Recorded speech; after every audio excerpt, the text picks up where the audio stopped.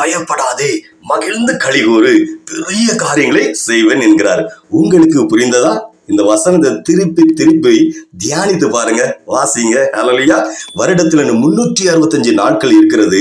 இந்த 365 நாட்களுமே பயப்படாதே, மகிழ்ந்து களிகூறு என்கிறார் நம் தேவன். தேவ பிள்ளை, வியாதி, போராட்டங்கள், பஞ்சம், பசி, வேலை இல்லாத நிலை, கடன் கொடுத்தவர் திரும்பி கேட்கும் போது கொடுக்க முடியாத சூழ்நிலை, கடன் கொடுத்தவர் இவரிடம் வாங்க முடியவில்லையே என்கிற சூழ்நிலை, படிக்கிற பிள்ளைகளுக்கு படித்தது ஞாபக சக்தி இல்லையே, படித்தது மைண்ட்ல தலையில பதிந்து வைக்க முடியவில்லையே, மறந்து போகுதே என்கிற வேதனை, வாடகை வீட்டில் இருக்கிறவர்களுக்கு வாடகை கொடுக்க முடியவில்லையே, சொந்த இடம் வாங்கி வீடு கட்ட முடியவில்லையே என்கிற ஏக்கம், ஊழியக்காரர்களுக்கு சொந்த சபை இல்லையே என்கிற ஏக்கம்.